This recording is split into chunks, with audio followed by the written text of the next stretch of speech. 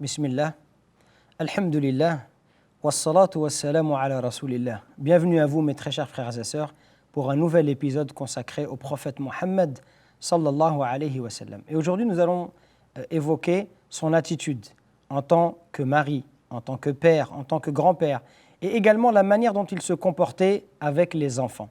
Et nous allons citer un certain nombre de paroles du prophète en tant que mari.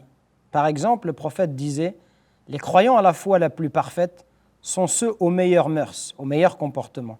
Et les meilleurs d'entre vous sont les meilleurs avec leurs femmes. » Le prophète sallam a éduqué sa communauté, a éduqué les hommes en particulier, à bien se comporter et à vivre en toute sérénité, en toute quiétude avec leurs épouses. Et il n'y a rien d'étonnant en cela, puisque dans le Coran, Allah rappelle les fondements de la vie conjugale et nous dit qu'il y a entre l'homme et la femme al-mawadda et ar-rahma, que l'on pourrait traduire par de l'amour et de la miséricorde, de la tendresse, de la miséricorde. Allah nous rappelle que ce sont ces sentiments qui créent la vie conjugale entre un homme et une femme et qu'il est important de préserver cela, et notamment cela doit se préserver par un bon comportement, une bonne attitude. Et on demanda au prophète sallallahu alayhi wa sallam, au messager d'Allah, quelle était la personne qui lui était la plus chère, et il répondit Aïcha. Le prophète n'a pas eu honte. Peut-être que quelqu'un aurait honte ou serait gêné aujourd'hui de dire qu'il aime profondément, qu'il est éperdument amoureux de sa femme. Peut-être qu'il serait gêné. Peut-être même que certains vont penser à tort que la religion musulmane ou la culture arabe nous interdit de parler ainsi, que cela est un manque de pudeur. Pas du tout. Pas du tout, puisque le prophète nous a invités à nous comporter de la meilleure des façons avec nos épouses et il nous a montré qu'est-ce que cela signifiait, et cela signifie également annoncer, évoquer l'amour que l'on a pour son épouse, et cela était de notoriété publique que le prophète aimait profondément son épouse Aïcha, donc à nous d'agir également de la sorte en manifestant, je ne vous dis pas en aimant, puisqu'on aime nos épouses et les épouses aiment leur mari, en tout cas je l'espère, mais de manifester cet amour, ce sont deux choses différentes. Aimer quelqu'un, c'est une chose, et manifester son amour, c'en est une autre. Et on a besoin de ressentir l'amour de nos proches pour pouvoir être épanoui dans notre vie sentimentale. On a besoin de ressentir l'amour de ceux qui comptent pour nous à nos yeux. Et là, le prophète nous montre, par cet exemple, nous montre ce qu'il faut faire, comment il faut se comporter en déclarant sa flamme pour son épouse. Et on lui posait également la question, quel était l'homme auquel il tenait le plus? Et il dit son père, Abu Bakr, donc le père de Aïcha. En tant que père, comment était le prophète sallam en tant que père? Et là, c'est pour nous les papas, pour nous qui avons des enfants, c'est pour nous une occasion de nous comparer à lui et de voir où en sommes-nous par rapport au prophète Mohammed sallallahu alayhi wa sallam. Et un compagnon lui dit qu'il est rentré chez lui alors que son fils Ibrahim, le fils du prophète, venait de rendre son dernier soupir. Il venait de mourir. Et le prophète s'est mis à pleurer, tout naturellement. Ses larmes coulèrent de ses yeux bénis. Et Abdurrahman ibn Auf lui dit, même toi, ô messager d'Allah, c'est-à-dire même toi, tu pleures. Abdurrahman ibn Auf pensait peut-être qu'en tant que prophète, il ne devait pas pleurer, qu'il devait se contenir. Peut-être même que certaines personnes pensent à tort que le fait de pleurer lors d'un décès, et en particulier lors du décès de son enfant, que cela est une preuve d'impatience, une preuve de la faiblesse de la foi. Mais pas du tout, pas du tout. Au contraire, c'est quelque chose de profondément humain. Et Allah nous a créés avec ces sentiments. Et donc il lui dit, le prophète, il lui répond, « Oh Ibn Aouf, c'est de la miséricorde. Ces larmes que tu vois, c'est de la miséricorde. » Ensuite, avec les yeux pleins de larmes, il a prononcé une sentence incroyable qui nous montre exactement comment on doit se comporter lors d'un décès. Et il a dit, les yeux pleurent, le cœur est triste, et nous ne pouvons dire que ce qu'Allah agrée. C'est-à-dire on ne prononce pas des paroles contraires à la religion, qui vont déplaire à Allah. On ne va pas dire, mais pourquoi lui, c'est injuste, il ne mérite pas. Le musulman ne parle pas ainsi, puisque nous appartenons à Allah, et Allah peut nous reprendre quand il le veut. Les yeux pleurent, « Inna al-ayna la tadma' wa inna al-qalba la yahzan » et nous, les yeux pleurent, le cœur est triste, mais nous ne disons que ce qui plaît à Allah, et nous sommes tristes par ta séparation, ô Ibrahim. Voilà l'attitude du prophète en tant que père lors du décès de son fils.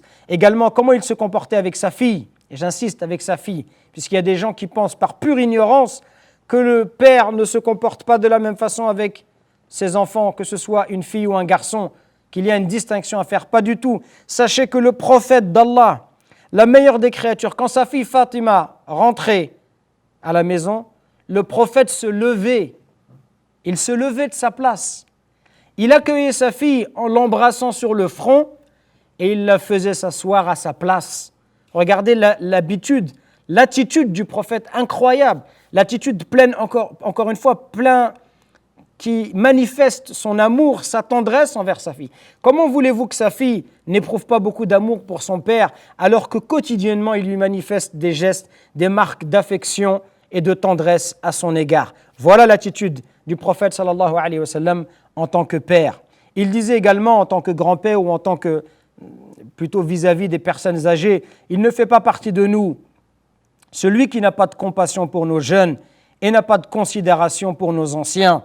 Encore une fois, ici on voit l'équité, l'équilibre du prophète sallallahu alayhi wa sallam. À la fois, il nous demande de faire preuve de compassion pour les jeunes et de considération, de respect pour les anciens. Ce n'est pas que la considération pour les anciens et de l'irrespect pour les jeunes, comme malheureusement certains ont tendance à se comporter. Ils ne respectent pas les plus jeunes qu'eux et marquent de respect que pour les personnes les plus âgées. Non, le prophète nous dit c'est les deux. Tu montres de la compassion pour le jeune, des marques d'affection et de la considération du respect pour les personnes âgées. Quelle était son attitude avec les enfants? D'après Aïcha, elle rapporte une histoire qui l'a beaucoup touchée. Elle dit, une pauvre femme, elle est venue chez nous avec ses 2 filles. Et le prophète sallallahu alayhi wa sallam, Aïcha, lui a donné 3 dates. Cette femme-là, elle a donné une date à sa première fille, une autre date à la seconde fille, et puis elle a pris la 3e date. Et au moment où elle s'apprêtait à la manger, ses enfants lui ont réclamé davantage. Qu'est-ce qu'elle a fait, la maman?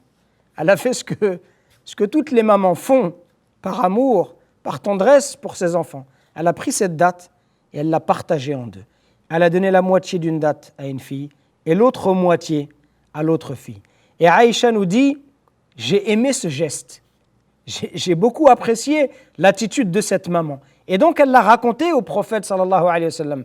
Qu'a dit le prophète en commentant cette action? Il a dit alayhi salatu wassalam, Allah, il lui a donné le paradis pour cela, ou il l'a libéré de l'enfer. C'est-à-dire que cette marque de bonté de la mère envers ses enfants, c'est tellement beau, c'est tellement plein de tendresse et d'amour que pour ce geste-là, Allah subhanahu wa ta'ala lui a accordé le paradis. Également, le prophète, comment se comportait-il avec les enfants lorsqu'il était à la mosquée? Et parfois, on voit des gens qui font preuve de dureté avec les enfants à la mosquée. Même si, rappelons-le, si l'enfant n'est pas capable de se comporter convenablement parce qu'il est trop jeune, alors il est conseillé de ne pas l'amener pour ne pas perturber les prières. Le prophète dit, l'envie me prend de prolonger la prière. Le prophète, il a envie de faire une longue prière, d'entrer en dévotion, d'invoquer Allah, mais il entend les pleurs d'un enfant. Et alors, il abrège sa prière rapidement par pitié pour la mère de l'enfant. Regardez, autant d'amour. Regardez l'amour du prophète pour les gens autour de lui. Il pense à cette maman parce qu'il sait que la mère ne sera pas soulagée, ne sera perturbée dans sa prière si elle entend son fils pleurer.